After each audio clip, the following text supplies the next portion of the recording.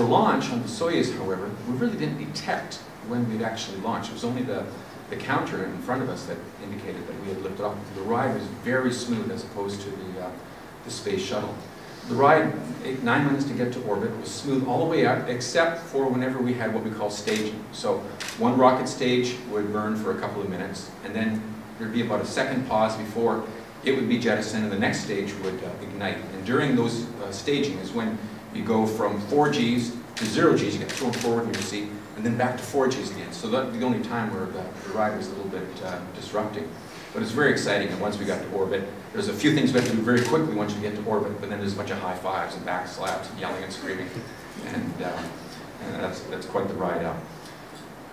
Return, on the other hand, takes a little bit longer. And instead of 9 minutes to get to orbit, it takes about 50 minutes to get back home. And so what we do is we undock from the International Space Station, and we move away several kilometers. We spend one orbit around the Earth, about 90 minutes, just checking all the systems on the Soyuz vehicle, make sure that everything's operating properly and program the computer. And then on the next orbit, we're coming home. So we turn the vehicle around backwards. We fire the main engine in the direction of flight for about 3.5 minutes. And that's just a tiny little bit of deceleration, but enough to change our orbit so that on the far side of the orbit, we're now going to enter into the Earth's atmosphere. And once the atmosphere's got you, you're coming home. So I had a window seat, and soon after we did the deorbit burn, we broke the vehicle into 3 parts. The crew's in the center compartment, and I could see the ground slowly starting to come up. We're coming in over South America, and then we headed up to Africa, and then over to Eurasia.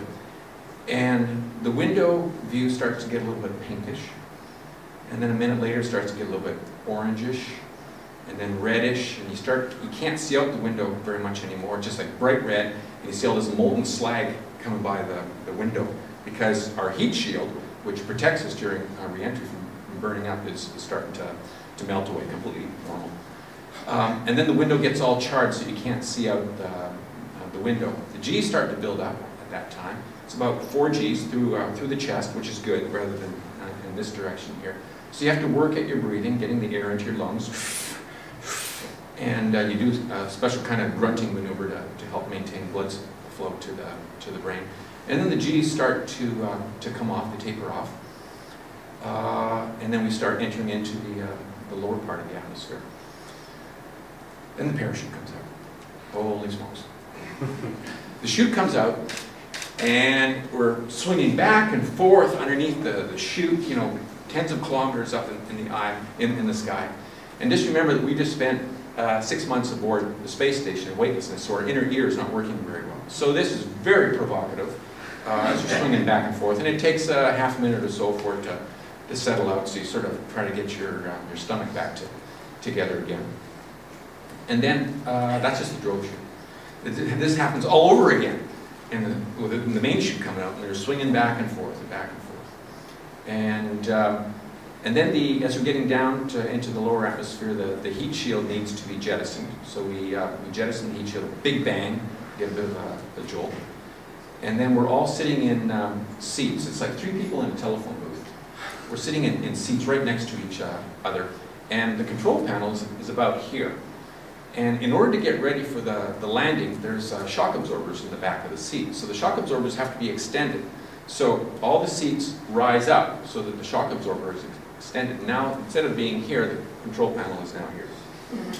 And the Soyuz vehicle is really a small vehicle. There's just no room to move at all. So you just sort of trust that everything's going to go fine. Second time ever in Russian spaceflight history, the search and rescue team were not able to get into us by helicopter. And so we had to wait a little bit. So a backup search and rescue team came and visited us, came and retrieved us by ATV filtering vehicle. So that took a little bit of a wait, and we had, in the meantime, had to distract ourselves and try to get to the seated up position and shut off some of the spacecraft systems.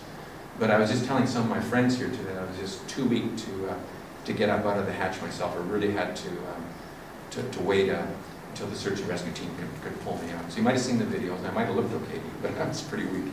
That's in spite of the fact that we spend 2.5 hours on board the station religiously every day doing exercise. Half of it's aerobic, half of it's muscle resistant. But that exercise helps to diminish the loss of strength and the atrophy, but it still goes on. We still need a little bit of help.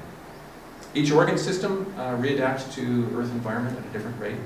So the vestibular system, the balance system, takes a couple days to get readapted. My flight surgeon didn't give me my car keys for 2 weeks after I got back.